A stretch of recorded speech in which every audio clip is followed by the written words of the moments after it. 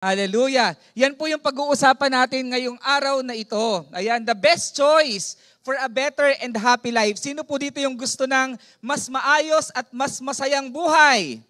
Deklarahan mo ang iyong katabi, I declare a better and happy life to you in Jesus' name. Hallelujah. Maganda po na may deklarasyon. Amen? Simulan po natin. Praise the Lord. Deuteronomy 30 verse 15. Ito po yung sabi, makinig kayo. Sa araw na ito, pinapipili ko kayo. Sino daw po ang pinapipili? Tayo. Pinapipili ko kayo, buhay o kamatayan. Anong pipiliin? Buhay. Amen? Buhay o kamatayan. Kasaganaan o kahirapan. Kasaganaan. Praise the Lord. Yan po yung ating pinipili. Ito po'y, tayo po kasi ay binigyan ng Lord ng free will. Amen. Bawat isa sa atin ay binigyan ng kakayahan na pumili. Ito yung sabi dito sa Book of Deuteronomy, makinig kayo. Pinapipili ko kayo ngayon. Buhay o kamatayan. Paano pag sinabing buhay? Siyempre, pag ang sinabi mo ay buhay, hindi maaari na, halimbawa, sabihin ko ay pastor, ang gusto ko ay buhay. Anong iyong gagawin? Tapos, buhay. Hindi ako hihilatan na lang. Pinili ko naman ay buhay. Hindi po pwedeng gayon. Kapag pinili mo ay buhay, syempre meron ka rin gagawin. Kailangan itama rin yung pagpili. Syempre pagka buhay, gusto mo ng buhay na hindi lang bastang buhay. Ay buhay nga, kapangit ganun. Pinili ko, pastor, ay buhay. Pero buhay na wala, sakto-sakto lang. Ayaw natin yon. Amen. Sino po dito ang gusto ay buhay na ganap at kasiya-siya? Amen. Deklarahan mo ang katabi mo. Ang gusto ng Lord sa iyo ay buhay na ganap at kasiya-siya. Pag sinabi pong buhay na ganap at kasiya-siya, yung buhay na walang sakit. Hello, buhay na masaya talaga. Masayang pamilya. Hello, buhay na walang sakit, buhay na masaya, masayang pamilya, buhay na pinagpala ng Lord. Amen? At yun po ay deklarasyon sa atin. Amen, kailangan po ay ating kuhanin. Ang gusto talaga ng Lord sa iyo at sa akin, ikaw ay manatiling pinagpala at pagpapala sa maraming tao. Amen? The very reason kung bakit ikaw ay pinapagpala ng Lord is not for you to become a blessing. Hello? Kapag pinili mo yung buhay, let's ensure na yung buhay na yon, ang kukuhanin talaga natin, Lord, yung buhay na pinangarap mo para sa akin. Ang dami pong word in the Bible. Di ba ang gusto ng Lord talaga in Jeremiah 29:11 is a good future sa iyo at sa akin. Yung magandang future, pastor, bakit hindi lahat nagkakaroon ng magandang future? Siyempre, nasa atin yung pagpili. Ano ba yung aking gagawin today? Ano yung ginawa mo in the past years? Ano yung ginawa mo kahapon? Ano yung ginawa mo in the past days? Diba? That contributes to where you are right now. Pero kung ikaw man ay nagkamali sa pagpili mo in the past, huwag kang manghihinayang dahil, ano yung inaral natin last week? Pababawiin ka ng Lord sa mga failures mo. Kung ikaw man ay nagkamali in the past, pababawiin ka pa rin ng Lord. Hello? Sa health, ito na, magpapasko na po, maraming pagpili, kadaming kainan. Praise the Lord. Di ba sa health, kumusta kaya tayo? Ikaw yung pipili. Kapag nandyan ang buffet, ano kaya ang aking pipiliin? Diba? Buhay. Buhay na buhay, pastor. Buhay na buhay. Piliin ng buhay. Kumain na, makikisabi sa akin, kumain ng tama. Di ba? Kumain ng tama. Aray ko po. lalo na ngayong maraming challenge. Ito talaga yung maraming challenge. Challenge talaga. No? Dahil magpapasko. Ano po? Pero tayo po binigyan ng wisdom ng Lord. Pag-uusapan natin maya-maya ng konti. Praise the Lord. Pero dito, pinapapili tayo ng Lord. Anong gusto mo? Kasaganaan o kahirapan? Ikaw yung pumili. Hello? At papatulan ng Lord ang every declaration na lalabas sa iyong mga bibig. Hello? Amen? Gising pa ba yung iyong katabi? Amen. Praise the Lord. Maganda po ito, Deuteronomy 30 verse 15. Pinapipili ka ng Lord. Kapag ikaw ngayon nanalangin, Lord, ang pinipili ko ay buhay. Buhay na masaya, masagana. Kung ano man yung pinangahawakan mong pangako ng Lord, kuhanin mo na. Lord, ang pinipili ko ay kasaganaan. Ayaw ko ng kahirapan. Hello? Pero see to it na pag pinili mo ang kasaganaan, pagka ikaw ay pinasagana ng Lord, ikaw ay lalong lumapit sa Kanya. Hello? Yung kasaganaan na yon ay hindi lang para sa'yo, kundi para ikaw ay maging pagpapala rin sa maraming tao. Amen? Praise the Lord. Hindi ko alam kung nasama sa nagdagdag po ako dito, 30 verse 16. Sinama ko yung 30 verse 16. Tingnan niyo po, napakaganda nito. Ang sabi sa Deuteronomy 30 verse 16, yung una, pinapipili tayo ng Lord. Amen? Pinapipili ka ng Lord. Buhay o kamatayan, kasaganaan o kahirapan. Pagdating sa verse 16, ito po yung sabi. Hindi na tayo pinapipili in verse 16. Inuutusan ko kayo. Ano daw pong ang sinabi ng Lord? Inuutusan. This is a commandment. Inuutusan ko kayo ngayon na mahalin ang Panginoon na inyong Diyos. Ang pagmamahal po ba sa Lord ay may choice ka pa ba? Or wala na? Wala pong choice. Kasi ang sabi ng Lord ay utos. Inuutusan ko kayo na mahalin ang Panginoon na inyong Diyos, na mamuhay ayon sa kanyang pamamaraan. Napaka-clear po nito. Utos ng Lord, mamuhay tayo ayon sa kanyang tuntunin at sundin ang kanyang mga utos at tuntunin. Kung gagawin ninyo ito, mabubuhay kayo ng matagal at sino po dito yung gustong mabuhay ng matagal? Matagal na masaya na walang sakit. Mabubuhay kayo ng matagal at dadami. Praise the Lord. Ito po'y pangako ng Lord. Kung ikaw daw mamahalin natin ang Panginoon, ikaw at ako ay mabubuhay ng matagal at dadami ang iyong lahi. Sino dito yung gustong dumami ang kanyang lahi?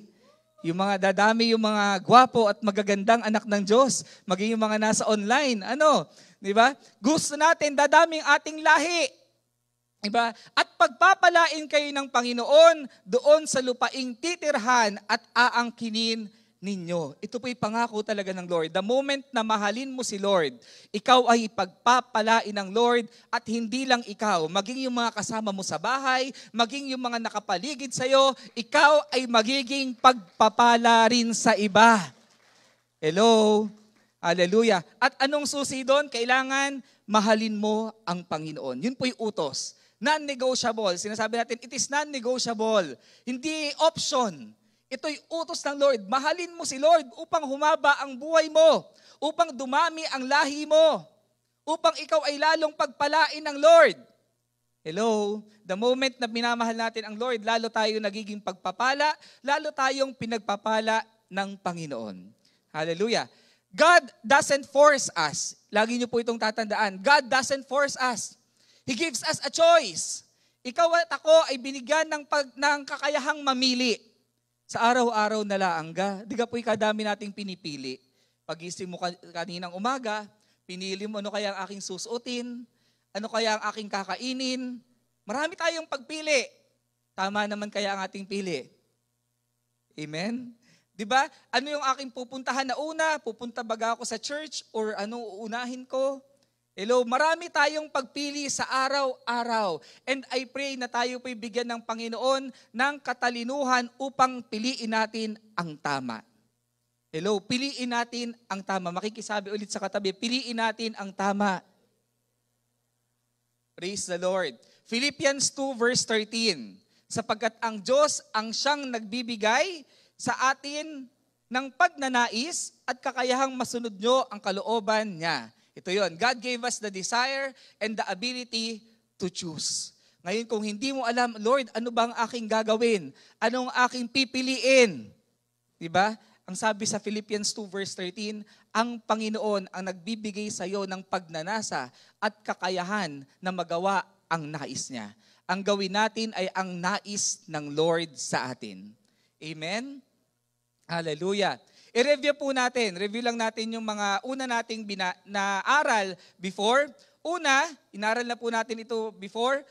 In order for us to have a happy life, choose to trust, obey, and fear God rather than man. Piliin mong magtiwala, sumunod, at matakot sa Diyos kaysa sa tao.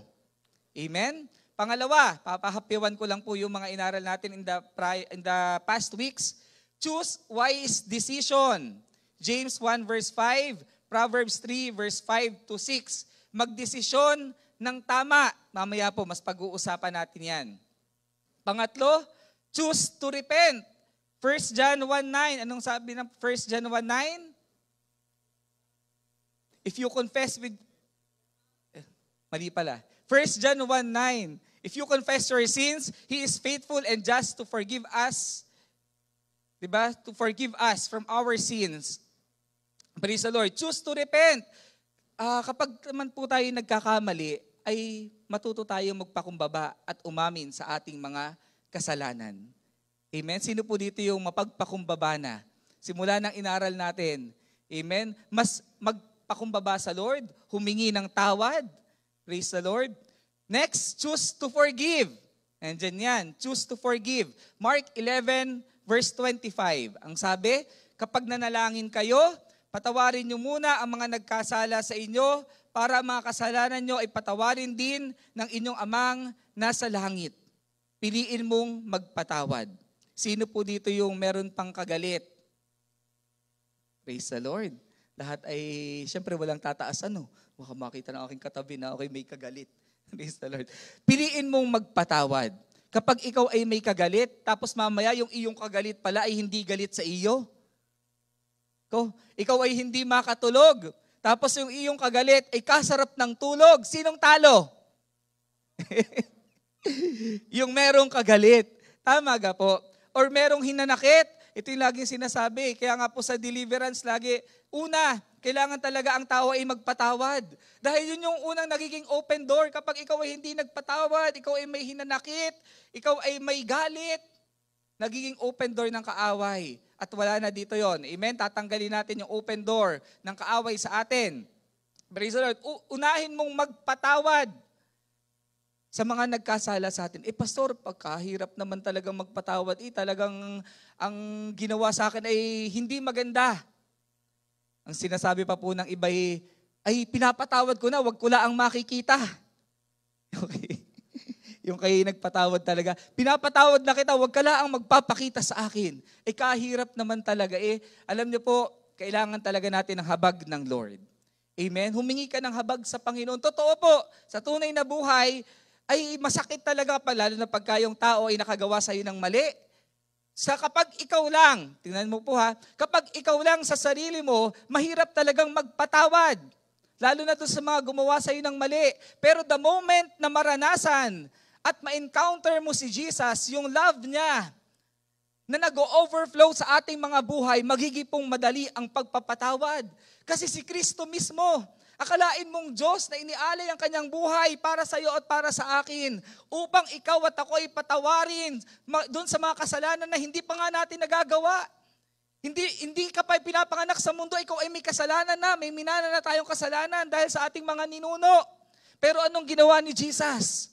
Ikaw at ako ay pinatawad niya. Inialay niya ang kanyang buhay sa cross of Calvary upang ikaw at ako ay magkaroon ng buhay na walang hanggan, ng eternal life, upang kung ikaw ay sasampalataya sa Kanya, ikaw at ako ay magkakaroon ng buhay na walang hanggan. Hello, kung siya nga na Diyos, kung siya na Diyos ay nagpatawad, hindi naman tayo nakagawa ng mali pa noon Di ka po? Pero pinatawad na tayo. Ang nagkamali talaga yung ating mga ninuno, pero sobrang pag-ibig niya sa iyo at sa akin. Ikaw ay pinatawad, tayo ay pinatawad ng Lord. Sobra yung love. The moment po na ma-encounter natin yon, mas magiging madali ang magpatawad. Amen? Humingi ng habag sa Lord. Makikisabi sa katabi, humingi ng habag sa Panginoon. Kung ikaw ay mayroon pang hindi pinapatawad, may nakasakit sa iyo in the past, humingi ng habag sa Lord. Diba? Kung talagang, Pastor, ang sakit-sakit talaga, ikaw ay magpa-pray. Amen? Baka kailangan ng inner healing, kailangan ng deliverance. Amen? Kailangan po nating magpatawad. Kapag ikaw po ay nagpapatawad, you are doing yourselves a favor. Always remember that. Kapag ikaw ay nagpapatawad, ikaw ay humihingi ng tawad, you are doing yourselves a favor. Baka sasabihin nung nakasakit sa'yo, ano gayon? Ako na nakasakit sa kanya, ay ako pa yung pinatawad. Yun ay Pero hindi nila alam na ikaw ay nagpapatawad para sa iyong sarili. Para ikaw ay makatulog ng mahimbing, para ikaw ay lalong pagpalain ng Lord. Ang sabi ng Lord in Mark 11:20, choose to be humble na yata yan, Ineng. Mark 11:25, dun sa choose to forgive, Mark 11:25, kapag ikaw ay mananalangin sa Ama, di ba kung ikaw ay may kagalit, ay magpatawad muna. Tama ga po, magpatawad muna bago ka tumuloy sa iyong pananalangin, bago ka humingi You are doing yourselves a favor. Napakahalaga po na tayo ay magpatawad. Pastor, kasakit talaga magpatawad. Diba? Hindi po sinabi na magpatawad ka kapag kakaunti lang ang ginawa sa iyo, kapag hindi masakit. Hindi ka po. Ang commandment ng Lord ay magpatawad. Amen? Next, choose to be humble at all times. Maging mapagpakumbaba daw po tayo sa lahat ng pagkakataon. Ayan, Kawikaan 22 verse 4, ang sabi po dyan, ito Tagalog, ang paggalang sa Panginoon at pagpapakumbaba ay magdudulot sa iyo ng mahabang buhay, kayamanan at karangalan. Sino po yung gusto nun? Amen. Ano daw ang kailangan upang ikaw ay magkaroon ng mahabang buhay? Magpakumbaba. Di ba? Matakot. Ang paggalang sa Lord, igalang ang Panginoon, at pagpapakumbaba ay magdudulot sa iyo ng mahabang buhay, kayamanan, at karangalan. Totoo po yan. Kapag ikaw ay mapagpakumbaba, mas sumahaba ang buhay mo. Makikita niyo po yung taong mapagpakumbaba, mas kakaunti ang kaaway. Hello? Ang tao pong mapagpakumbaba ay mas kakaunti ang kaaway. Ikaw na yung ginawa ng mali. Ikaw pa yung nagpapakumbaba. Na hinaalala po ako, hindi ko alam kung sa convention ko yun narinig. Kay Rev Gio. Kay Rev Gio na meron pong tao na galit. Ito yung sa lugar ng Abu Dhabi. Galit na galit siya sa kanyang boss at ano na nga daw, parang papatayin na dahil sa sobrang galit sa kanyang boss. Diba? Pero itinuro nung time na yon ay maging mapagpakumbaba. Kahirap ganoon. Siya na yung laging pinag-iinitan, ginagawan ng masama. Siya pa yung magpapakumbaba. Ikaw pa yung maglo-low down. Ikaw pa yung hihingi ng tawad. Hello? At dahil po sa pagpapakumbaba, diba? Dahil doon nakaranas yun, yung tao na yon ng breakthrough for the glory of God. And mas naging maganda ang kanyang buhay. Mas kumonti ang kaaway. Hello, kapag ikaw ay mapagpakumbaba, mas nagkakaroon ka ng breakthrough sa buhay mo. Hello, makikisabi sa katabi, maging mapagpakumbaba. Gusto mo ng breakthrough, maging mapagpakumbaba ka. Minsan po, sabi ko nga, kahit na ikaw ay mali, ang ayaw ko lang, ako po personally, ang ayaw ko yung may kaaway. Ayaw ko po ng may kaaway kasi kahit hindi ako yung may nagawang, hindi ko po alam kung nararamdaman or nararanasan nyo rin, kahit ikaw yung walang ginawang masama, yung ibang tao yung gumawang masama sa iyo, pagka ikaw ay may kaaway, parang ako gapoy hindi mapakali. Na baka na lang biglang may mambato sa akin. O kaya, baka biglang ikaw ay, ayoko nang gayon, na baka na, hindi talaga ako mapakali, kaya kahirap. Diba kapag ako po ay may umaaway sa akin o kaya may ibang gumawa ng masama sa akin, the moment po na mangyari yun, ako po ay ako na yung naunang magpakumbaba for the glory of God. Yun po ay biyaya ng Lord. Diba? For our peace of mind, peace of heart, mararamdaman natin. Ikaw ay mas pinagpala kapag ikaw ay nagpapakumbaba. Kasi sino pong itinataas? Yung nagpapakababa ay laging itinataas. Kapag ikaw ay nasa taas na, kahirap bang tataas pa na tataas? Ano po?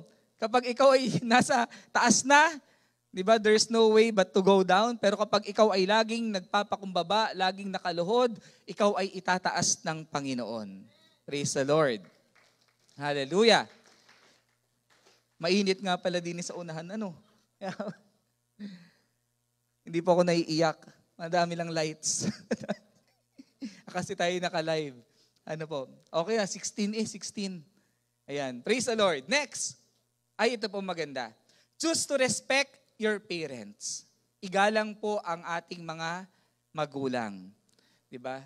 In order para tayo po magkaroon ng masayang buhay, mahalaga na igalang mo at igalang ko ang ating mga magulang. Ephesians 6 verse 1-3, ito po ang sabi, Children, obey your parents in the Lord, for this is good. Honor your father and your mother, for this is the first commandment with a promise. At ano po yung promise na yun? Anong pangako na dulot ng paggalang sa mga magulang? Hahaba ang buhay at sasagana ang buhay mo. Hello? Kaya sabihin mo sa katabi mo, gusto mong humaba at sumagana ang buhay mo, igalang mo ang mga magulang mo. Hello? Naalala ko po, maganda ito yung sinabi kaninang umaga.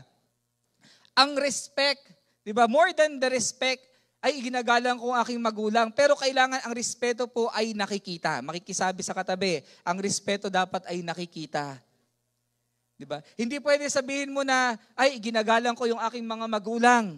Anong ginagawa mo para igalang mo sila? Well, nasabi po kanina bukod sa respect, kailangan ay love. Kailangan pakitaan mo ng pag-ibig. Di ba? Para sa mga anak, lahat naman po tayo anak. Ano po? Kailangan din magpakita tayo ng pag-ibig. Paano ka nagpapakita ng pag-ibig? Kung ikaw ay may trabaho na, may pinagkakakitaan, kailangan namang mag-abot sa mga magulang. Hello? Di ba? Makikisabi sa katabi, mag-abot ka naman sa iyong magulang. Baka katabi mo yung iyong anak. So,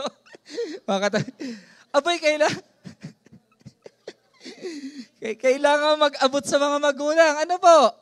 Di ba hindi nire-require? May mga magulang po na gayon. Hindi naman nire-require na kayo mag-abot, pero naman. Lalo na yung mga anak, makaramdam naman. Ano po? Para sa mga pangangailangan sa bahay. Di ba? Baka, may mga magulang po kasi na gayon, hindi nire-require. Pero, yamang tayo mga anak, syempre part po yun ng pagrespeto. Tayo ngay pinalaking maayos, pinapag-aral. Mga magulang naman, huwag nyo namang isusumbat lahat minsan sa mga anak. Kay pinag-aral ko, ganyan-ganyan. Di ba? Yun po yung part ng ating responsibility naman as a parents. Pero yung mga anak naman, mag-aabot-abot naman sa mga magulang sa pangailangan sa bahay. Di ba? Baka naman tayo nagtatrabaho na. Ang sa bahay ay puro magulang pa rin ang... Hello? Masama na yung tingin nila sa akin. Umayos ka, pastor. Tunay po yan. Kami po, for the glory of God, kaming mga magkakapatid, di ba, though kami kasi galing naman talaga sa hirap, na pinayaman ng Lord, in Jesus' name, pinapayaman pa ng Lord. Alam niyo po kami nang magsimula po kaming magkaroon ng trabaho, di ba, sinabihan na agad namin aming nanay na wag na kayo magtrabaho. And kami pong magkakapatid ay nagbibigay ng monthly. Hindi ko na tinanong kung magkano binibigay ng mga kapatid ko. Basta yun ay para sa akin, ay kailangan kong magbigay monthly. Hindi nga monthly, every sweldo. Every sweldo ako ay nagbibigay ng ganitong amount. Yung mga kapatid ko ay ganun din. Diba, monthly ay nagbibigay. Kung malaki man yung tanggapin, halimbawa ang aking nanay ay Pastor Alicel, 5 kaming kanyang anak. For example lang. 5 kaming kanyang anak. Ako ay nagbibigay ng 5,000, for example. Kulang. Yung 4 ko pang kapatid, nagbibigay din ng 5,000. Pastor, parang kadami na nung pera. Wag mong pakialaman yung binibigay ng iba. Basta gawin mo yung iyong responsibility. Hello, tama ka po mga magulang. Diba? Kung katabi nyo yung inyong mga anak, tayo pong lahat ay anak. Ano po? Mahalaga po yun. Part ng respect. Diba tayo po hindi inoobliga? Pero aba naman, kapag ikaw naman ay may trabaho na, di ba, baka, pagkapasko naman, ayaw mga magpapasko, baka naman nag-aabang paano kayo iririgalo sa akin ng mama at papa, kayo naman katrabaho na ikaw na may magre-regalo din ng maganda-ganda. Ano po? Ayan, choose to respect. Di ba? Mahirap daw yung respect na hindi nakikita. Tama ga po? Mahirap yung respect na hindi nakikita. Papa, mahal na mahal namin, Merry Christmas! Yun lang, yun, nag-hug, tsaka nag-kiss. Okay naman. Pero maganda-ganda na may pakimkim, may pakimkim, may bibigay-bigay naman. Hindi naman po requirement. Pero maganda po na, di ba, maganda kasi na tayo masanay. Di ba, na nagbibigay. Alam niyo po, every time na tayo nagbibigay, hindi ka nawawalan. Kasi naalala ko po yung aking nanay. Kami, nasabi ko nga po sa inyo, kami pong lahat magkakapatid ay nagbibigay. Tapos ang aking nanay ay hindi naman siya gala ng gala. Diba? Hindi siya gala ng gala, pero siya ay bigay din ng bigay. Sa iba naman, nagbibigay siya sa kanyang kapatid, sa kamag-anak, and siya po ay very generous din magbigay. Kapag may namatayan, sasabihin sa akin, anak, ako'y magpapadala ng ganito. Hindi ko na po tinatanong, minsan ikalaki naman ng pinapadala Kapag may mga kailangan, kapag kailangan ng iba kong kapatid, ay siya ay nagbibigay. Kulang na lang sabihin ko, yun ay para sa inyo. Pero nakikita ko po doon, ang aking nanay, ang pera'y umiikot, ang mga magulang pala'y gayon. Yung mga binibigay ng anak, hindi naman lahat ay ginagasa para sa sarili. Yung iba nga isinusubi pa. Minsan ay para sa apo, Oh, para sa apo, sabihin ng aking nanay minsan, sa aking nanay na lang. Ang aking nanay minsan, hey, binili ko ng bagong panty at brief ang aking mga apo. Yung mga bigay nyo sa akin, ibinili ko na. Diga? E di kayo matutuwa din. Ikita mo yung ibinigay sa iyo, ay umiikot din. Imbis na ikaw yung bibili ng gano'n para sa iyong anak, dumaan muna sa magulang. Yung magulang mo yung bumili. Pero hindi naman gayon. Hindi tayo nagbibigay dahil alam natin na tayo bibigyan din. Diga po? Ayan. Pero yun po ayun po yung pagpapakita ng respeto sa ating mga magulang.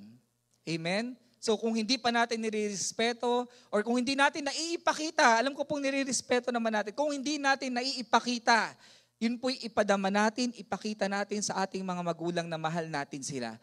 Hindi po dahil lang sa pera. Ano po, pwedeng acts of service. Abay, may isang araw na pagkatapos kumain, ikaw ang naghugas ng mga plato.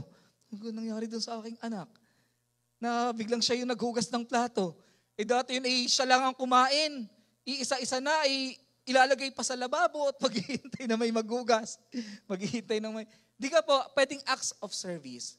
Diba? Ipakita po natin ang respeto sa ating mga magulang.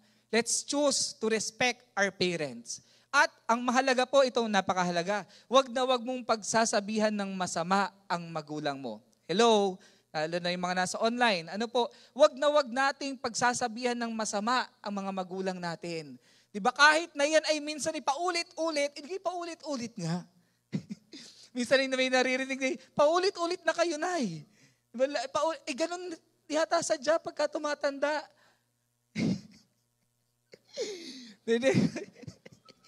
Hindi, remember na tayo po ay tatanda rin. Pakikat noon sa record. Hindi pala naka-record, naka-live.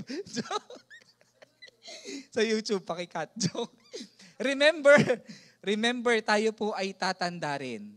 Hello, baka pagtanda mo, ikay paulit-ulit din. Tapos sabihan ka rin ng iyong anak na paulit-ulit ga kayo tay. Hello? Nakuha po ba? So, irespeto. Di ba, wag na wag pagsasabihan ng masama ang mga magulang. Di ba, unawain. Aba, yan ang nagpalaki sa atin. Diba? Hindi ka lalaki, hindi ka magiging successful sa buhay mo nang wala ang iyong mga magulang. Marahil hindi mo nakikita, pero baka yan ay gabi na, tulog ka na, sila'y nananalangin, pinagpapala ka. May mga bagay kasi tayong hindi nakikita. Diba? Pinagpapala ka, pinapanalangin ka, kahit saan ka pumunta. Diba? Let us show respect, show love. Diba? Magdeklara din tayo sa kanila ng magagandang bagay. Amen? Move on. Let's move on. Choose to practice a thankful heart. Maganda po ito. Psalms 100 verse 4 to 5. Ito po yung kanta eh.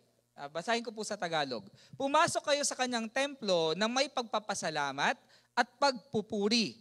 Magpasalamat kayo at magpuri sa kanya dahil mabuti ang Panginoon, ang pag-ibig niya ay walang hanggan at ang kanyang katapatan ay magpakailanman. Manatili po tayong mayroong mapagpasalamat na puso. Anuman ang sitwasyon, anuman ang panahon. 'Di ba? Yung kanta po na yan ay ano? Ano ang kanta 'yon?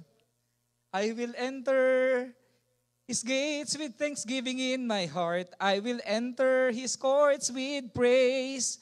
I will say this is the day that the Lord has made. I will rejoice for He has made me glad. Jesus made me glad. Tama ka po? Baka Ayan. Pero yun ay kanta. Magkaroon tayo ng mapagpasalamat na puso sa lahat ng panahon, sa lahat ng pagkakataon. Alam niyo po, yung tao na mapagpasalamat, ang sarap bigyan. Tama ga po? Yung mga nabigyan mo nung isang taon, ilan ang nagpasalamat sa'yo? Lahat naman, Pastor. Salamat. Alam niyo po yung taong mapagpasalamat, lalong ang sarap i-bless. Dahil bakit? Dahil nakikita natin na na-appreciate nila yung mga binibigay nila, yung mga natatanggap. Ganun din, kung tayo nga na tao, tayo natutuwa kapag nagpasalamat sa atin, yung ating mga kasama, yun na nagawa natin mabuti or nabigyan natin, lalo pag ang Lord. Gaano ka ka-thankful sa Lord for all the things na tinatanggap natin sa Kanya? Sino po dito yung kaninang umaga pagising ay nagpasalamat sa Lord dahil siya ay naggising? Huwag niyo naman kakalimutan. Totoo po yan. Simula nang marinig ko yung teaching na, ay, pagka yung umaga, every morning is a blessing. Di ba? Yung sa umaga pa lang, ikaw ay pinagpala na ng Lord dahil ikaw ay nagising. Maraming tao na hindi nagigising. Hello, yung sa umaga pa lang na ikaw ay pinagpala ng Lord, ipagpasalamat mo na agad. Ako po pagkagising ay nagpapasalamat agad sa Lord. Diba, Lord, salamat for the victory of this whole day. Lagi po yan, pagkagising ko, Lord, salamat dahil victorious na naman ako. Kung papaanong kahapon ako'y victorious, this day ako'y victorious na naman. Puro pagpapasalamat at puro deklarasyon na agad. Hindi yung paggising mo, titingnan mo, may nag-comment kaya dun sa post ko kagabi. Hello? Ako'y nag-post bago matulog O kaya ako'y nag-my day. Titingnan ko, baka ako nag-react na sila. Diba, yung mga ganyan po. Huwag namang nakita ko po na meron akong sinalihang program sa aming company na para mas maging maayos daw yung tayo as a person, healthy. Kailangan daw po ay mahaba at maganda, masarap ang ating mga tulog. Naniniwala po kayo doon.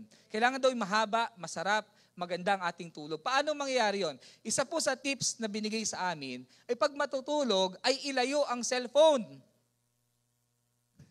Sinong kaya yon? Pastor, ginagawa ko yung alarm. Di lalo mong ilayo. Para pag nag-alarm, ikaw ay babangon. Hindi yung pag nag-alarm ay i-snooze. Pipindutin ko muna at i-snooze ko. Kaya pa hanggang sa 2 oras na hindi ka pa bumabangon. Diba? So, choose to have a thankful heart. Maging mapagpasalamat. Magpasalamat ka sa lahat ng biyaya na tinatanggap natin mula sa Panginoon. The very fact na ikaw at ako ay nasa lugar na ito, ikaw ay pinagpala ng Lord. Amen? Ikaw ay nakaupo dyan, ikaw ay pinagpala ng Lord. Narinig ko kanina, di ba yung libreng hangin, yan ay pagpapala. Pagka ikaw ay pumunta, sabi nga sa Bawan Doctors, o kaya wala nang bihasa, sa Bawan Doctors, sa San Antonio, ang hangin ay may bayad. Pagka ikaw ay hinanginan na agad din tumatakbo na rin yung bill mo. At mahal ang oxygen. Dito libre. Libre mong tinatanggap mula sa Lord. Magpasalamat. Kung hindi pa nagpasalamat, maging mapagpasalamat sa Lord sa lahat ng pagkakataon. Huwag kang maging reklamador. Makikisabi sa katabi, huwag maging reklamador. Meron po kong kilalang tao na lahat na inireklamo, lahat na isinisi sa gobyerno. Diba? Habang siya'y nagdadrive, nalubak lang ng konti. Anong gobyerno talaga?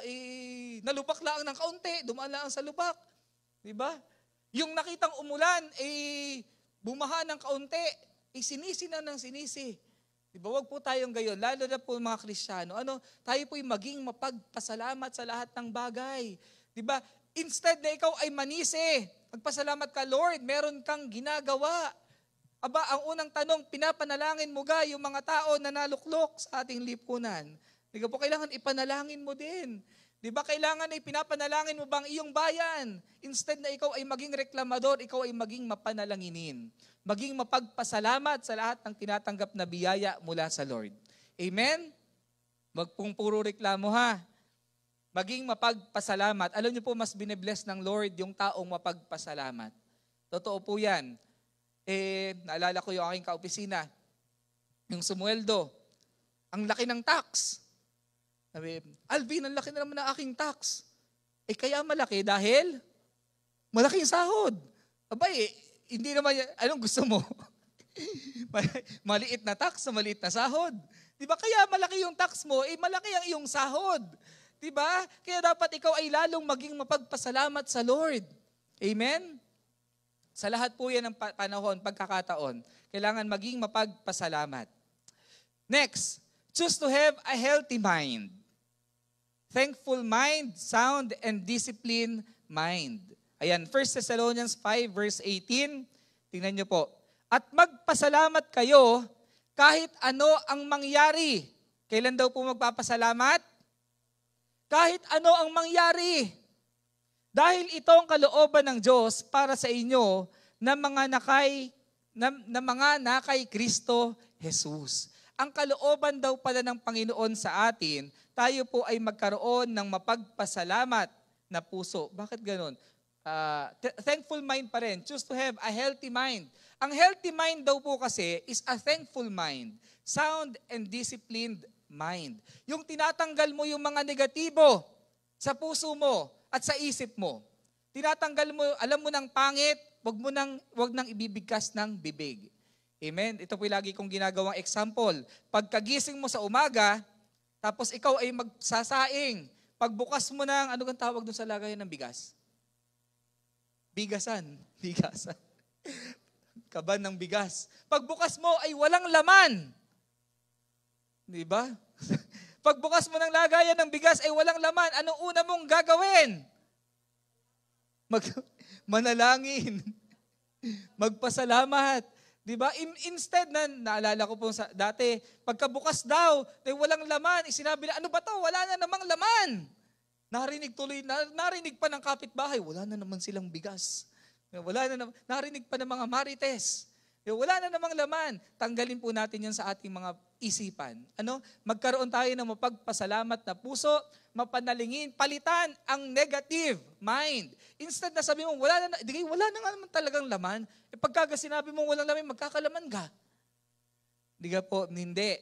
Diba? Kailangan maging positive ka. Pag nakita mong walang laman, Lord, salamat dahil lalamnan mo. Lord, salamat dahil may ginagawa ka, parating na. Diba? Pag nakita mo yung iyong bulsa, wala na namang laman. Lord, salamat dahil pupunuin mo. Naalala ko po ang biruan namin sa office, ako'y gagastos ngayon dahil yung aking ATM ay sobrang kapal na. Hindi ko na maipasok dahil ang kapal, ang daming laman. Kailangan daw gumastos para mabawasan. Diba? Yun po yung mga positive na deklarasyon. Huwag mong kukontrahin, ay wala na nga. Pagka sinabihan ka ng opisina mo, kayaman mo ga, praise the Lord. Di ka pwedeng ganon. Minsan nasabihin sa office, ba't kayaman mo? Ikinagpakain. Hindi. Huwag mong kukontrahin. Hello? Huwag maging negative. Kailangan ay positibo ka.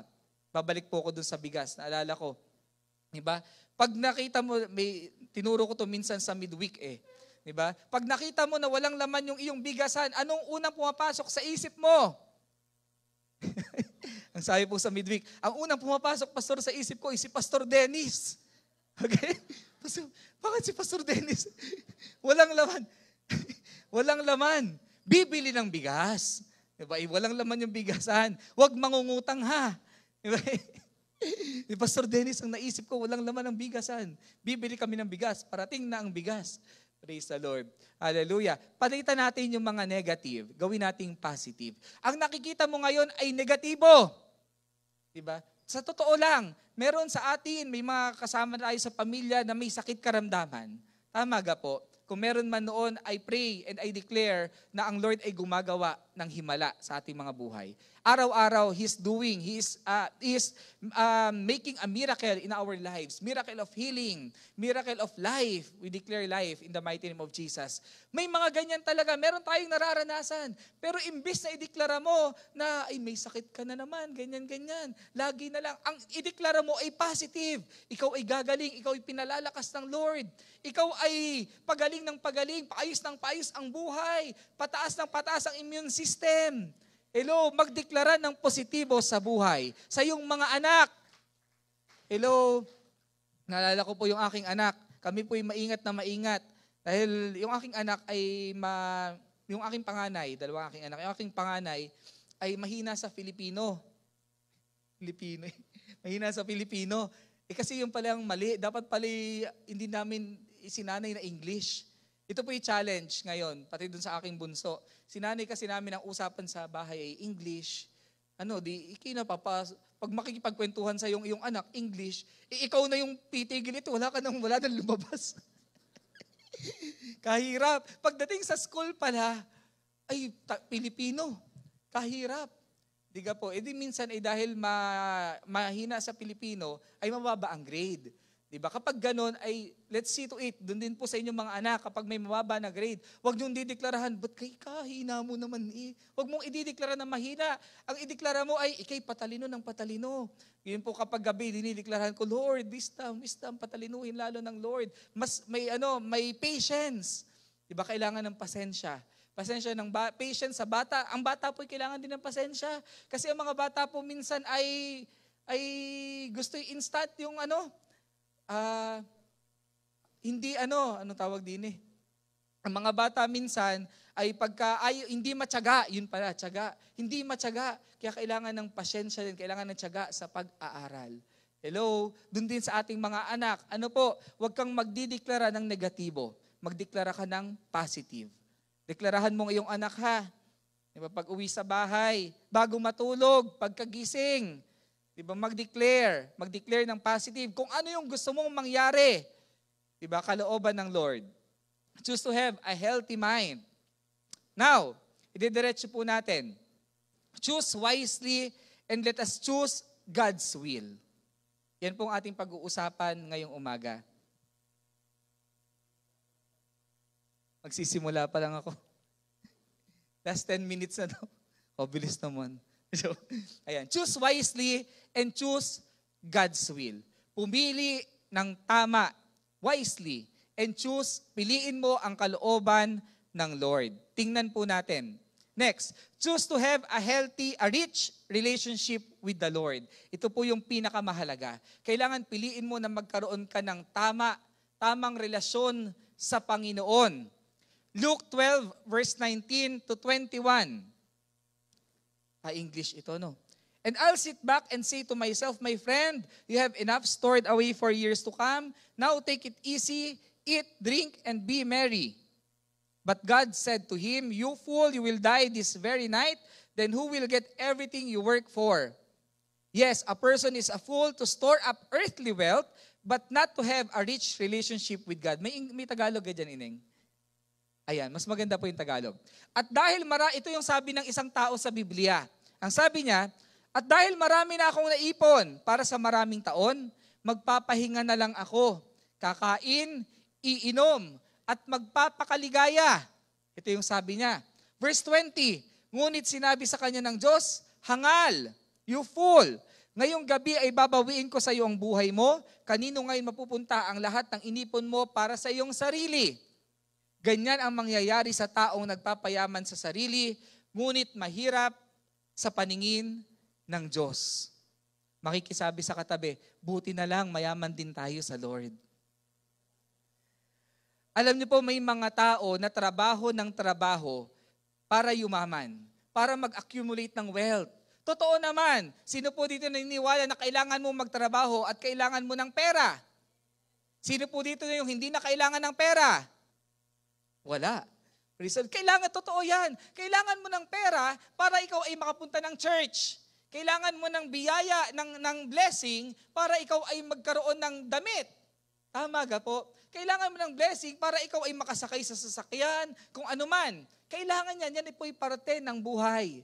Hello? Pero ang sinasabi po dito ay huwag kang magfo-focus lamang sa pera mo. Sa pag-iipon, pag-accumulate ng wealth na nakalilimutan mo nang magkaroon ng tamang relasyon sa Lord. Ang first priority mo pa rin ay ang pagkakaroon ng tamang relasyon sa Panginoon. Makikisabi sa katabi, first priority lagi ang Lord. Remember Matthew 6 verse 33, seek ye first the kingdom of God and His righteousness, and all these things will be added unto you. Kapag inuna mo ang kaharian at kaluwalhatian ng Panginoon, ang lahat ng bagay ay idadagdag niya sa iyo. Hello? Hindi ka pagkukulangin ng Lord. Sino po yung naniniwala nun? Hindi ka talaga pagkukulangin ng Lord. Makikisabi sa katabi, hindi ka pagkukulangin ng Panginoon. Alam niyo po, ito yung na-realize ko. For the glory of God, para po sa mga nakakaalam na, ako po may bago ng trabaho for the glory of God. And mas malaki talaga yung blessing. Sa totoo lang po ay malayo dun sa dati. Mas malaki ang blessing na tinatanggap for the glory of God. Pero ang nakita ko po, nung una ko nakita yung aking payslip, ang laki ng tax naman. Siyempre, yung una ko nakita ang aking payslip, sabi ko sa Lord, ito naman ay sa'yo. Sa totoo lang po, ito naman ay sa'yo, ito hindi akin. Ako po'y dumating dun sa punto ng aking buhay na ang sinasabi ko na ngayon ay, Lord, ang lahat ng biyayang ito ay hindi akin. Ito ay sa'yo. Ngayon, the way na ito ay gagamitin ko, ikaw ay maparangalan. Sino po yung gusto yon? The way na ito yung gagamitin ko, maparangalan ka. Dahil bakit? Alam niyo po yung pera, yan po ay nauubos. Tama ga po? Pero yung ginawa mo or yung how you manage your money, if you manage it wisely for the glory of God, ikaw ay maaaring makapag-imbak ng kayamanan sa langit at yun ay yung hindi nauubos. Hello? Ang dapat mo laging unahin ay ang Panginoon. Ngayon niyo po ito. Ay kung sinasabi, pagka-receive mo ng pera mo, ang unahin mo ay ang Lord. Ibigay mo na agad yung 10% para sa Lord. That is non-negotiable. Lagi ko pong sinasabi, that is non-negotiable. Hindi yun sa'yo. Yun naman talaga hindi sa'yo. Itabi mo na, baka matempt ka pa. Diba? Itabi mo na, baka matempt ka na gamitin, yun ay hindi sa'yo. Yun ay para talaga sa Lord. At the same time, ikaw ay magtabi ng pangbigay sa Lord, yun ay para sa Lord. Yun yung dapat mong tinatabi. Sinasabi po kasi ng iba, ay bago ka gumastos, ay tanggalin mo muna yung pang savings. Tanggalin mo muna yung pang invest. Ganyan. Mali. Ang una mong tanggalin ay yung para sa Lord kasi hindi yun sa'yo. Hello? And I believe na tayo po'y lalong pasasaganain ng Panginoon. Tingnan niyo po, kung bakit ko nasabing hindi ka magkukulang. Alam niyo po, yung sweldo ko 10 years ago ako'y nakasurvive. Araw-araw, hindi nagkukulang. 10 years ago, balikan mo ang buhay mo, kumusta ka kaya nung mga 10 years ago? Nakaka-survive naman, pastor. Hindi nagkukulang, hindi pinagkukulang ng Lord for the glory of God. Yung sweldo mo ngayon na in-upgrade na ng Lord, kumusta naman? Yun pa rin po, hindi pa rin pinagkukulang ng Lord. Nadagdagan lang, nakakapag-ipon na ngayon, ganyan. Pero hindi ka pinagkukulang ng Lord. Ibig sabihin, ang Lord po ay may provision sa lahat ng panahon, sa lahat ng pagkakataon. Kung ano yung pangangailangan mo, yun yung ipoprovide sa'yo ng Lord. Hello? Mas kailangan mo ng malaking blessing, alam ng Lord yan, sigurado. Mas meron kang pagkakagastusan, pinrepare na ng Lord yung blessing bago pa dumating yung pagkakagastusan mo. Hello, nakikita ng Lord na, ay, itong kapatid ko na ito ay may kailangang pagkakagastusan ng ganito. Few months from now. Nakikita na yun ng Lord. Pagpapalain ka na niya, wala ka pa dun sa time na yun. Hello, pagpapalain ka na ng Lord, hindi pa dumarating yung pangangailangan mo, ibe-bless ka na agad ng Lord. Hello. Alam niyo po, ang biyaya ng Lord ay sapat. Sapat sa lahat ng pagkakataon, sa lahat ng panahon sa atin. Amen? Kailangan ikaw ay mag-imbak ng kayamanan sa langit. Huwag kang maging alipin ng salapi. Ano po yung alipin ng salapi? Diba na puro pera na lang. Pera na lang ng pera. Diba? Kailangan mo ng pera, pero huwag kang magpapaalipin sa pera. Yung puro trabaho na lang ng trabaho. Kailangan ay may balanced life. Makikisabi sa katabi, kailangan ng balanced life. Diba? Kailangan ikaw ay makipag-fellowship din. Kailangan ikaw ay mag-imbak ng kayamanan sa langit na walang naninirang anga. Ano po? Walang naninira. Walang nagnanakaw. Dito sa lupa pwedeng mawala. Pero sa langit hindi kailanman mawawala. Amen? Mas pagpapalain tayo ng Lord. Kailangan mo mag-store ng riches mo in heaven. Paano yun, pastor? Anong sinasabi natin? Siyempre, yung tithes and offering, kailangan po nating ibigay. And at the same time, ikaw ay tumulong sa mga nangangailangan. Naalala ko po dati, may nagpa-pray. Pastor, pag-pray mo ko kasi ako'y may sakit, kailangan kong bumili ng gamot. Sige, pagpe-pray kita. Pero pagka po ganun, kung kaya mo namang tumulong, more than just the prayer, diba, iaabutan mo naman ng kaunti. Hello, kapag may nagpa-pray sa atin, abay, kailangan din kung kaya. Hello po, kailangan ay may blessing din. Yung blessing na tinatanggap natin, yun po'y hindi lamang para sa atin. Lagi ko pong sinasabi, kaya tayo pinagpapala ng Lord is also for us to be a blessing sa maraming tao. Hello, hindi ka lang pinagpapala ng Lord para sa sarili mo. Para lang ikaw yung sumagana. Dahil ang gusto ng Panginoon, ikaw ay maging extension din ng blessing sa maraming tao. Ikaw ay maging pagpapala din sa maraming tao. Makikisabi sa katabi, ang gusto ng Lord, ikaw ay maging pagpapala sa maraming tao. Kaya ka pagpapalain ng Lord for you to be a blessing. Hello? Para ikaw ay maging pagpapala. Naalala ko po, sabi ko sa Lord, Lord, kahit saan mo naman ako dalhin, ako iyong pagpapalain. And bukod doon, ako iyong pagpapalain, magiging pagpapala din ako sa maraming tao. Amen? Deklarasyon ko po yan lagi. Lord, every time, saan mo man ako dalhin, ano man yung aking pupuntahan, ako ay pagpapalain mo. And at the same time, ako rin ay magiging pagpapala sa maraming tao. Amen? Ganon din sa bawat isa sa atin. Ikaw at ako ay pagpapala kung saan ka dinadala ng Panginoon. Amen? And you will always be a blessing. Praise the Lord. Kahit mag-imbak ka na mag-imbak ng kayamanan dito sa lupa, always remember this, kahit mag-imbak ka na mag-imbak ng kayamanan dito sa lupa, ang lahat ng yan ay iiwan din natin. Totoo naman po. Pero hindi ko po sinasabi na huwag kayong mag-imbak. Kasi ang gusto ng Lord sa iyo at sa akin ay magkaroon ng buhay na ganap at kasiya-siya. Siyempre ayaw natin, ay sabi ni Pastor, kahit daw ako'y mag-imbak ng mag-imbak, walang kahulugan. Hindi po gayon. Kailangan ay klaro sa atin, ang gusto ng Lord sa iyo at sa akin, ma-enjoy mo yung kayamanan ng Lord dito sa lupa. Hello, habang buhay ka pa. Ang sinasabi po dati ng iba, ay kailangan daw maging mahirap kasi ang Lord ay naging mahirap para sa atin. Diba anong yon? Nakalimutan ko. Sa Catholic po may ganong may tawag doon na may tawag po doon. Nakalimutan ko lang. Pero alam niyo po, ang gusto ng Lord sa atin, sa totoo lang, ikaw ay payamanin. Ma-enjoy mo dito pa lang sa lupa. Diba? Hindi. Baka po sabihin nyo, sabi ni Pastor, sapat ang biyaya ng Lord. Hindi na ako mag-iipon. Hindi po ganun sinasabi ko ha. Sapat po ang biyaya ng Lord, pero ang gusto rin ng Lord sa iyo dito ay magkaroon ka ng magandang buhay. Makikisabi sa katabi mo, gusto ng Lord magkaroon ka ng magandang buhay. Ma-enjoy mo yung blessing mo na nandito ka pa sa lupa. Amen? Yan po ang gusto ng Lord. Pero ang lahat ng yan po ay iiwanan natin. Sa totoo lang, lahat po ng yan ay iiwanan natin. Maging matalino tayo. I-enjoy natin ang kayamanan na kaloob ng Diyos. Pwede ba yon? I-enjoy natin yung blessing na binibigay sa atin ng Lord. Habang nag-iimbak tayo ng kayamanan sa kalangitan. Ini-enjoy mo yung blessing na galing sa Lord, pero at the same time, you are storing riches in heaven. Papaano yon? Di ba bukod sa sarili mo lang, yung pera mo ay napupunta lang sa sarili mo, ikaw ay tumulong din sa mga nangangailangan. Di ba ikaw ay magtanim sa church, mamaya tayo pa may worship day, sino pang walang ticket? Sino pang walang ticket? Yan po'y way of storing riches in heaven. Ikaw ay tumutulong, ikaw ay nagtatanim. Hello? Maging pagpapala sa maraming tao.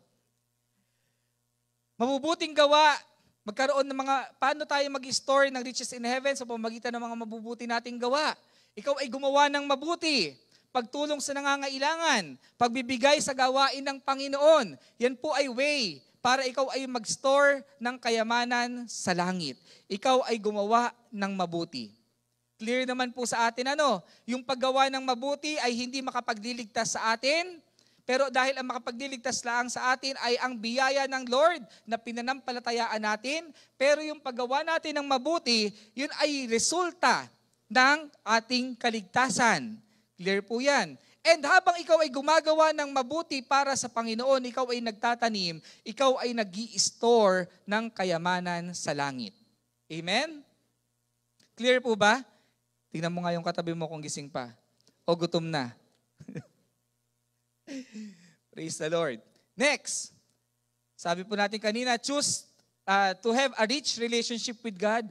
Totoo lang po, magkaroon ka ng tamang relasyon sa Lord. Mahalaga po yan. Hindi religion. Tamang relasyon sa Panginoon. Pangalawa, choose to be wise. Maging matalino ka. Makikisabi sa katabi, maging matalino ka. Proverbs 9 verse 11, ito po yung sabi, wisdom will help you live longer. She will add years to your life. Sa pamamagitan ng karunungan, hahaba ang iyong buhay. Kapag ikaw ay may wisdom na nanggagaling sa Lord, mas hahaba ang iyong buhay. Proverbs 9, verse 9 to 12, verse 9. Ito yung sabi, teach the wise, and they will become wiser. Turuan mo daw ang matalino, at lalo silang tatalino. Instruct those who live right, and they will gain more knowledge. Ngayon, papaano, Pastor, how to get divine wisdom and understanding? Papaano ko hihingi or kukuha ng katalinuhan na nagmumula sa Lord? Ito po ang sagot. James 1 verse 5, ito yung sabi kay Santiago, if any of you lack of wisdom, let him ask of God. Ito po yung sa English, mamaya Tagalog. That giveth to all men and upbraideth not, and it shall be given unto him. Ang sabi ng Lord, kung mayroon man sa inyo na nais ng karunungan, humingi kayo sa Diyos, humingi kayo sa akin, at siya'y bibigyan. Kapag ikaw daw pala'y humingi sa Lord, ikaw ay kanyang bibigyan ng karunungan. Sino po dito yung kailangan ng karunungan? Kailangan mo ng karunungan to decide, to choose what is right, para magkaroon ng tamang pili. Ano ba ang aking gagawin? Ito or ito? Ano yung maganda kong trabaho na kukuhanin? Ito or ito? Kailangan mo ng karunungan na nagmumula sa Panginoon. Amen? At siya'y bibigyan sapagkat ang Diyos ay nagbibigay ng sagana at di nanunumbat. Always remember that. Ito pong verse ito ay sa ulo ko dahil ako'y college pa lang. Ay lagi kong, Lord, kailangan ko ng wisdom na nanggagaling sa iyo. Ang pangako mo, ikaw ay magbibigay sa lahat ng hihingi ng karunungan.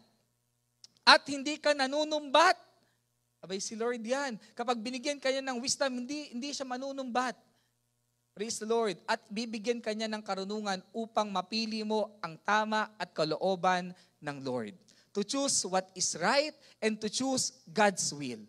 Hello, kailangan natin ng karunungan mula sa Lord. Araw-araw po ay kailangan natin ng karunungan mula sa Lord. Araw-araw, ano yung gagawin ko? Lord, turuan mo ko. Ano yung tama? Ano yung dapat? Praise the Lord. Paano tayo kukuha ng wisdom? Humingi sa Lord. Sino po dito yung hihingi sa Lord? Kapag ikaw ay may major na decision na gagawin, humingi ng wisdom mula sa Panginoon. Amen? Hindi lang major, kahit minor decisions. Proverbs 9 verse 10 to 12, ito yung sabi, wisdom begins with fear and respect for the Lord.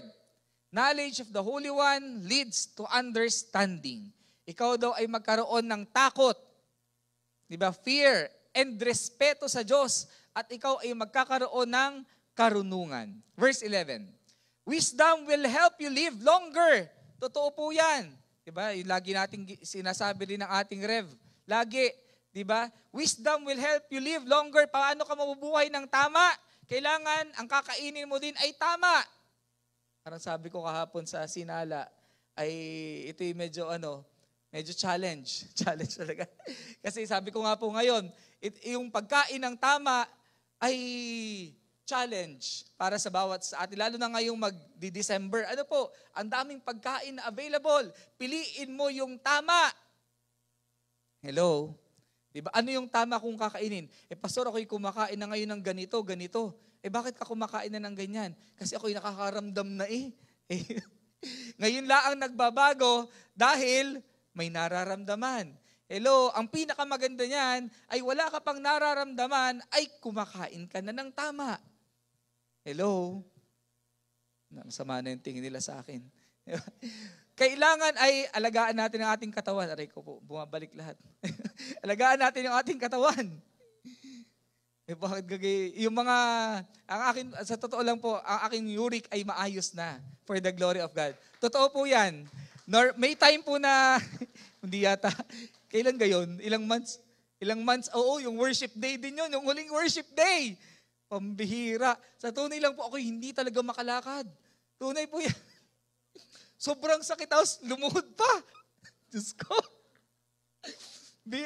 Kung naaalala niyo yung last na worship day, hindi naman halata. Hindi po ako makalakad noon. Ako'y nasa bahay laang at sobra talaga, as in sobra. Yung ako'y lumuhod. Sumarap yung pakiramdam kasi namanhid. Pinapanhid ng Lord. Sobrang sakit talaga.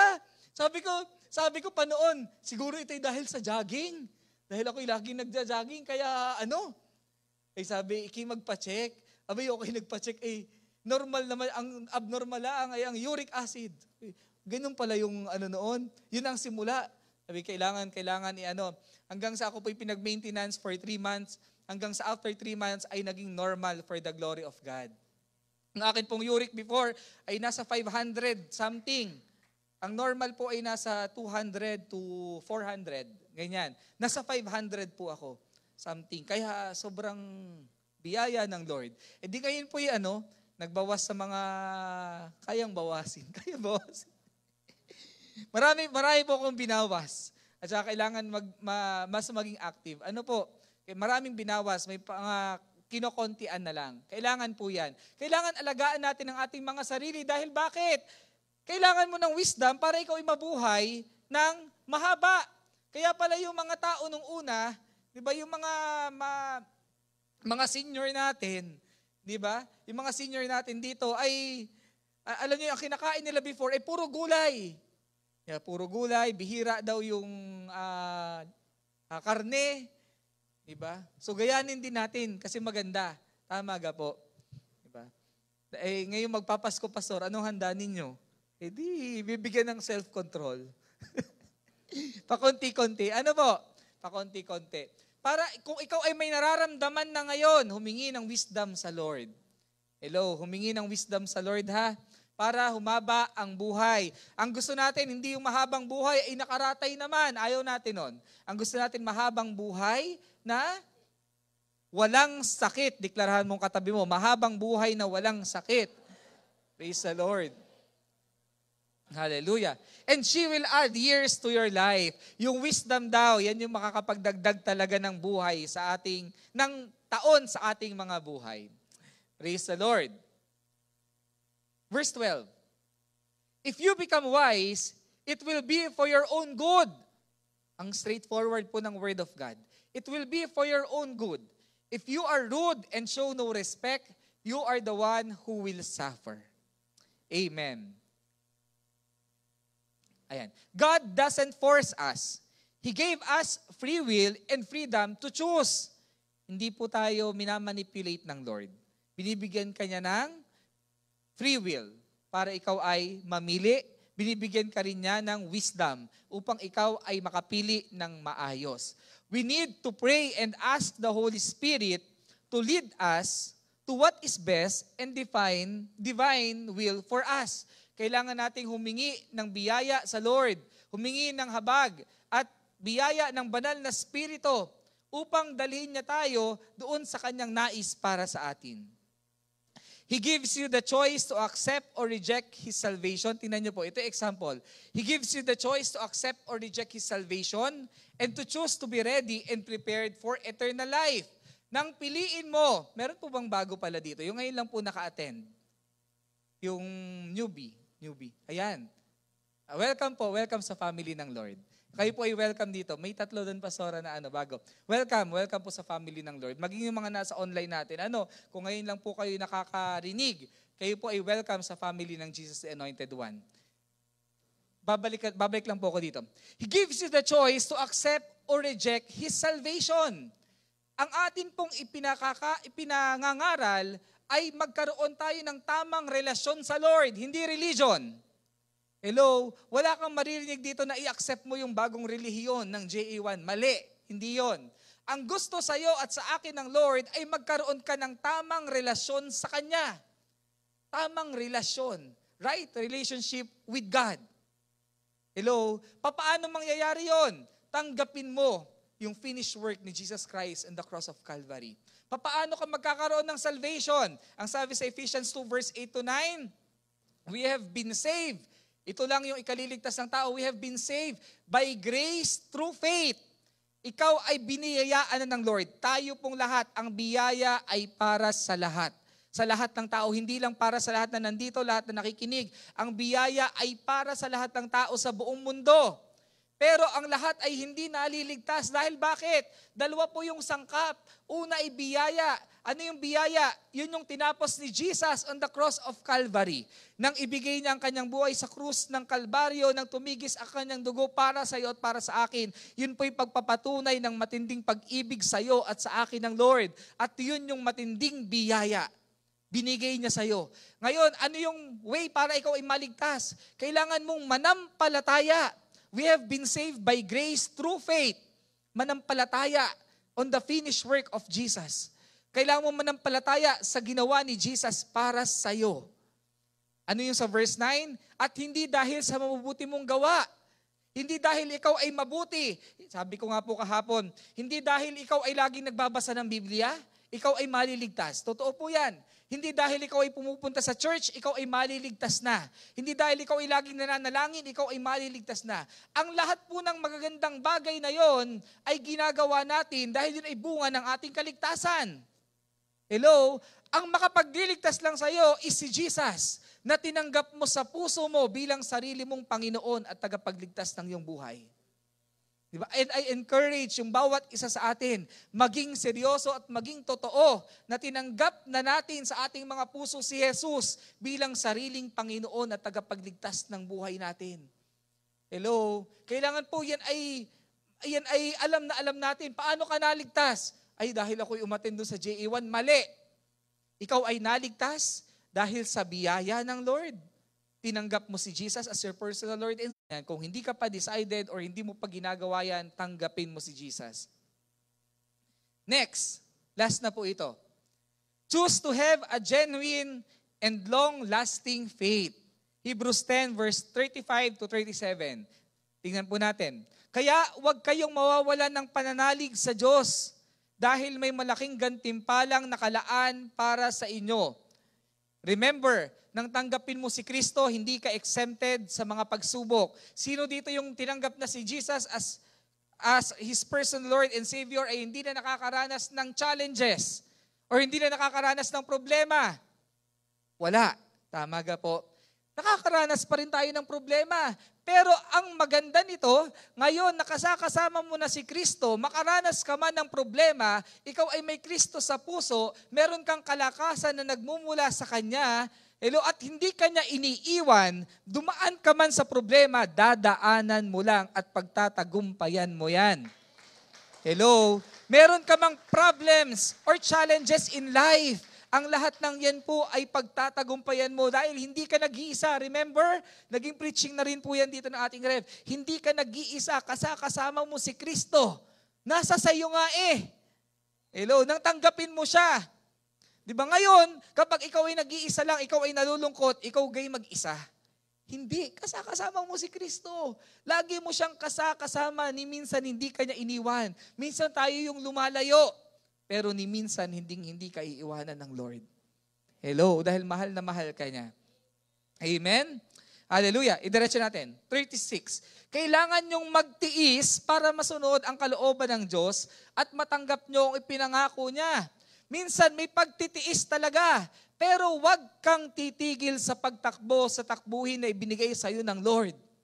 Hello, diretso lang. Okay lang minsan na maging mabagal, pero wag kang titigil. Hello, diretso lang. Meron mang dinadala, iba-iba. Sabi ko nga po lagi, iba-iba kasi yung challenges natin. Pwede yung challenges na nararanasan ko right now is iba sa challenge na pinagdadaanan nyo ngayon. Pero yung mga pagsubok po na yan ay pinagkatiwala sa iyo ng Lord dahil naniniwala siya na kaya mo yang pagtagumpayan. Hello, ibig sabihin, hindi mo yan mararanasan kung hindi nakikita ng Lord sa iyo yung potential na ikaw ay magtatagumpay at magiging magandang testimony yan over your life. Hello, makikisabi sa katabi, ikaw ay magtatagumpay. At ikaw ay magiging kalakasan sa maraming tao. Totoo po yan. Diba, Lord? This week po, meron ako nakausap na Christian din naman. Ang sabi niya sa akin, hindi ko nga alam kung bakit ko pinagdadaanan tong ganitong pagsubok. Medyo marami siyang challenges. Pastor, ang dami kong challenges in life. Ito. Ang sabi ko po, hindi ka pagkakatiwalaan ng Lord ng pagsubok na hindi mo kayang pagtagumpayan. Hello? At sa kabila ng pagsubok, laging may pangako ang Lord sa bawat isa sa atin. Kailangan lang meron kang in-store sa puso mo na Word of God. Hello?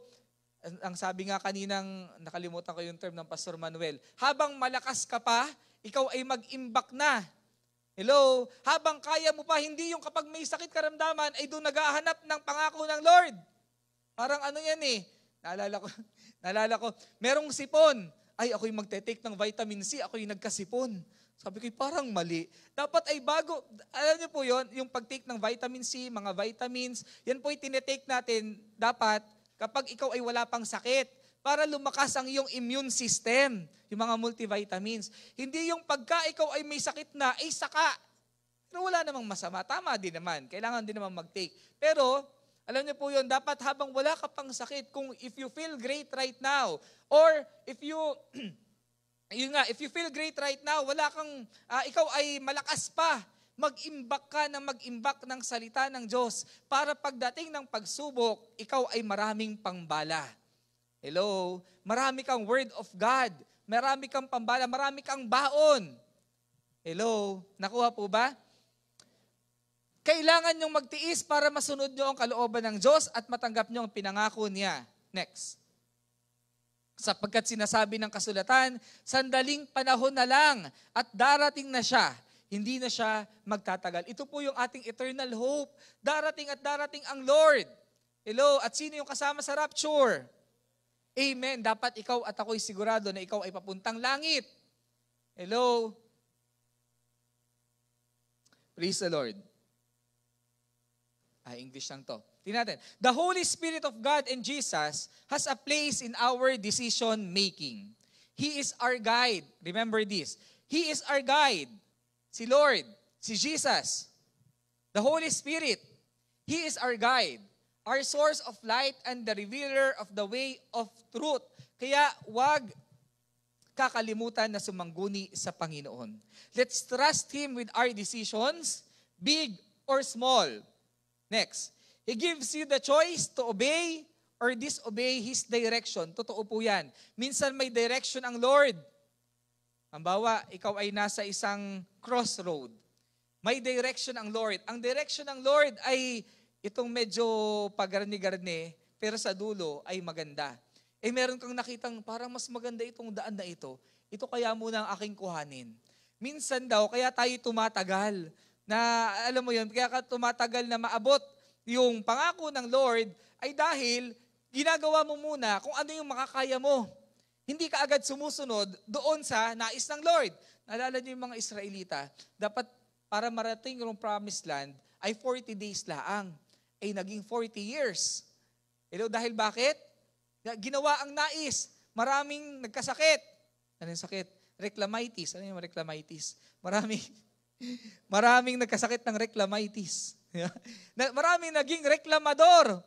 Diba? Kanya-kanyang gawa ay ito yung dapat kong gawin, ito yung dapat kong tahakin. Hello? We must choose to obey His direction. He gives you the choice to follow or ignore the purpose for which you were created. Far too many people miss the purpose of their life because of their poor choices. I pray po na bawat isa sa atin, diba, makuha natin ano ba talaga yung purpose ng buhay mo. Diba? Ang gusto ng Lord, ikaw ay pagpalain at maging pagpapala sa iba. But hindi lang doon natatapos ang purpose ng buhay mo. Marahil ang purpose pala sa iyo ng Lord, ikaw ay maging kalakasan ng mga kapatid mo sa pananampalataya. Maging kalakasan ka ng mga kapatid mo na hindi pa nakakakilala sa Lord. Ang purpose pala ng buhay mo, ikaw ay maging pagpapala sa mga next generation. Hello? Gawin po natin yung purpose ng Lord. And I pray na i-lead tayo ng Panginoon doon sa purpose niya at gusto niyang maganap sa ating mga buhay. Amen? Last, in conclusion, Kawikaan 3 verse 5 to 6. Napakaganda po nito. Ito yung iiwanan ko sa bawat isa sa atin. Magtiwala ka ng buong puso sa Panginoon. Basahin natin, sabay-sabay. Magtiwala ka ng buong puso sa Panginoon. At huwag kang manalig sa sariling karunungan. Alalahanin mo ang Panginoon sa lahat ng iyong ginagawa at ituturo niya sa iyo ang tamang landas. Trust in the Lord with all your heart and lean not on your own understanding. In all your ways, acknowledge Him and He will direct your path straight. Matuto kang magtiwala sa Panginoon at magkakaroon ka ng karunungan na nanggagaling sa Kanya. Trust God at all times. Trust God at all times. Before we end, ako po yung magte-testify for the glory of God. Ako po ay nag-resign sa aking trabaho way back October.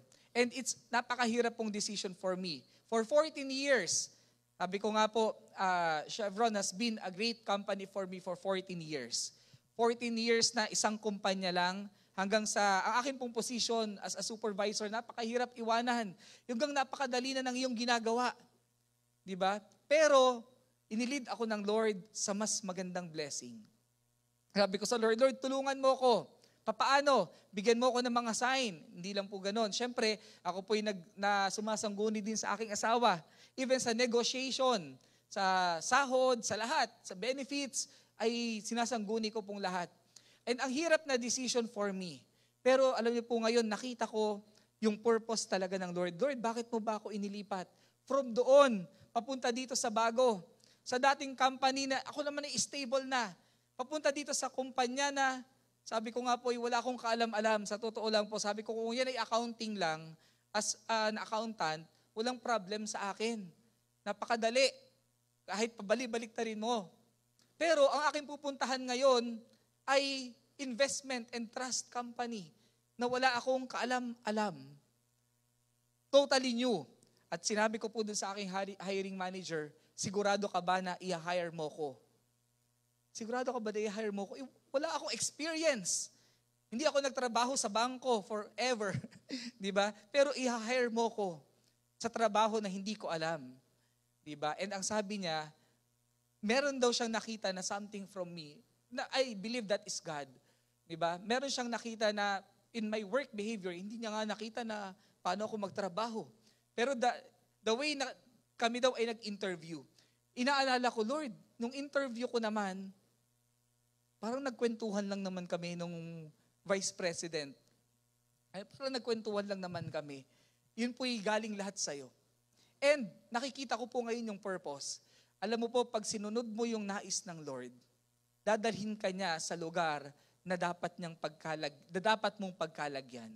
Dadalhin ka niya sa lugar na nais niyang mapunta ka doon upang ikaw ay maging pagpapala sa buhay ng maraming tao. Sabi po sa akin nung vice president ng company namin, di ba pastor ka? Opo, pastor ako. Wala naman sa CV ko. Wala po sa CV. Kasi yun po purely professional. Wala naman sa CV ko. Pastor ka, may Bible study ka doon? Meron po. Mag-Bible study ka dito. Sabi ko, Lord, grabe ka. Bago pa lang sa company, ay mag-Bible study ka dito. Totoo kaya yun? Totoo kaya? Pero sabi ko, Lord, ito yung purpose mo eh. Alam mo yun na, naalala ko po yung prayer, lagi ditong declaration, Lord, ito po yung lagi ko po rin panalangin, Lord, ilapit mo kami sa mga tao na nais mong mapalapit sa'yo. Lagi ngayon, Lord, ilapit mo kami sa mga tao na nais mong mapalapit sa'yo. Lord, ito pala yung purpose. Alam mo po, the moment na ikaw ay sumunod sa Lord, marirealize mo ano yung purpose ng buhay mo. Hello, bukod doon, sabi ko nga, ako po'y dumating na sa point ng buhay ko na, Lord, lahat naman ng ito'y sa'yo. Sa totoo lang po ay napakalaki ng sahod. Sabi ko, Lord, ito'y sa'yo. Ito naman ay hindi sa akin.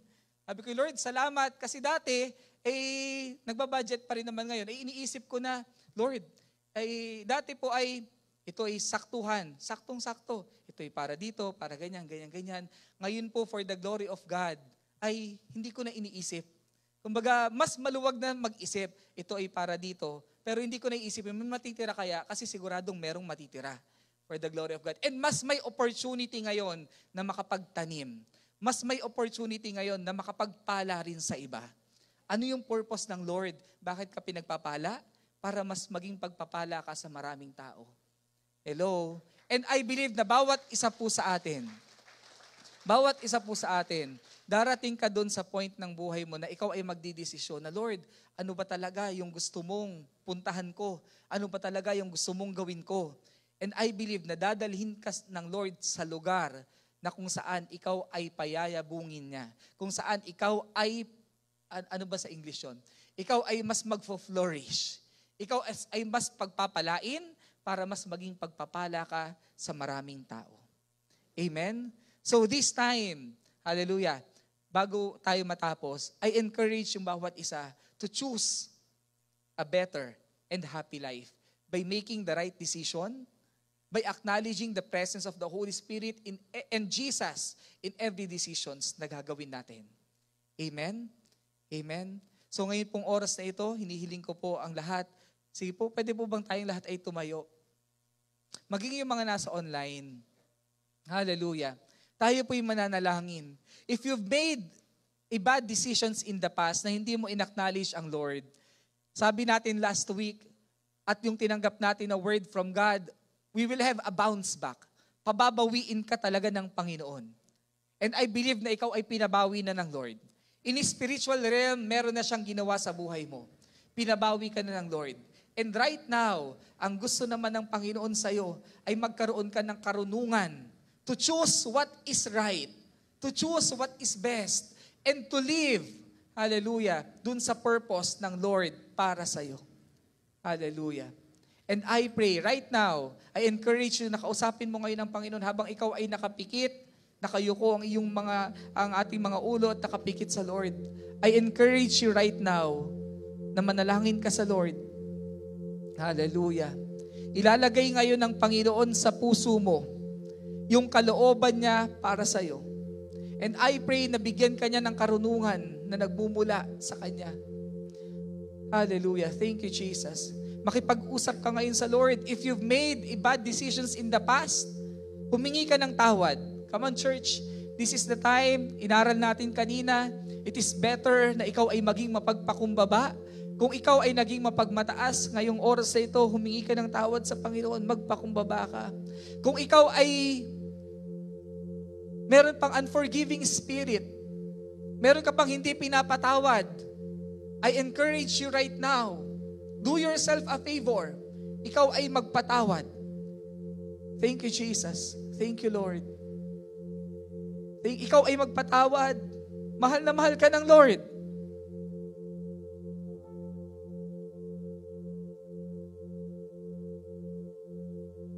Ikaw ay magpatawad sa Lord.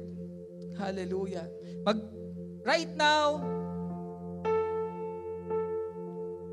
hallelujah, habang nakikipag-usap ka sa Lord, kung meron ka pang hindi napapatawad, i-remind yan sa'yo ng Panginoon ngayon. Hallelujah. Lord, I pray, let there be, hallelujah, a breakthrough sa mga kapatid ko, sa bawat isa sa amin na nasa lugar na ito, Panginoon. Magkaroon, Panginoon, na kagalingan ng puso. Kung meron ka pang hindi napapatawad right now, ipinapakita, inihaharap sa iyo ngayon ng Panginoon, yung tao na hindi mo pa napapatawad.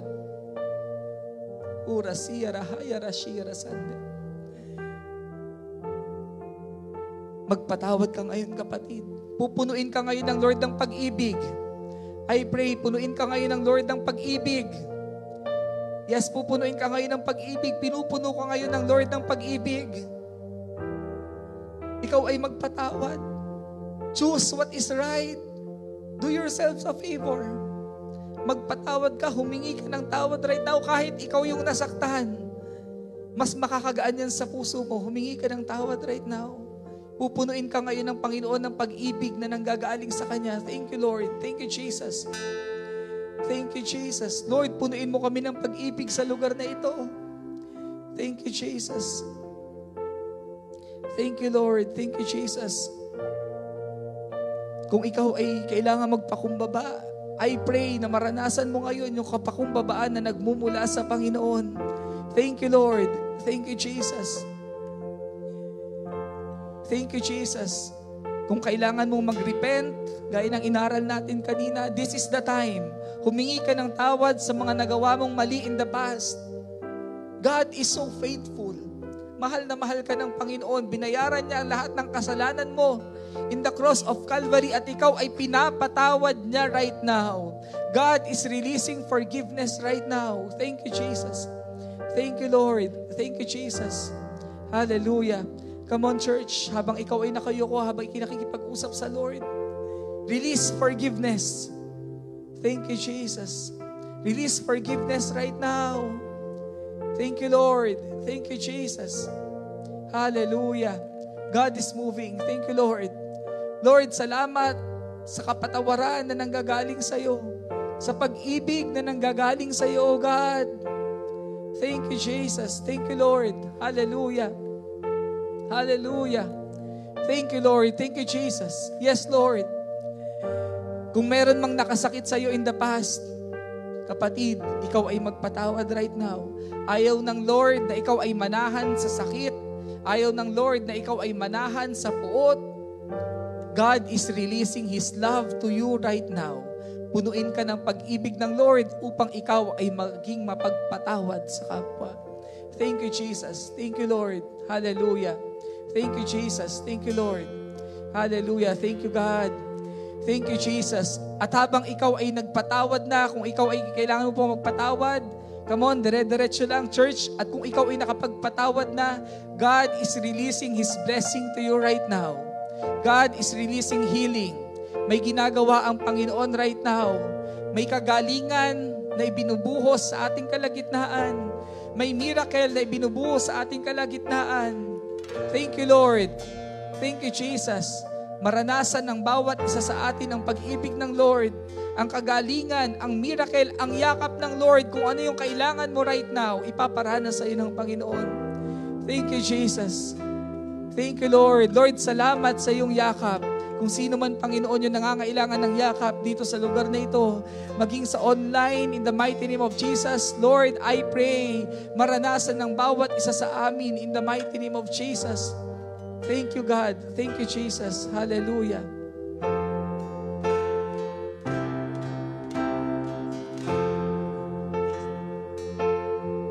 Thank you, Jesus. Hallelujah.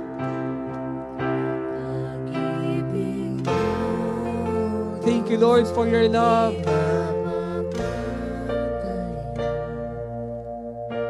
Pinatunayan mo ito hanggang kamatayan. Dugo mong tumigis, lalay kaligtasan. Nakamta namin ng buhay na walang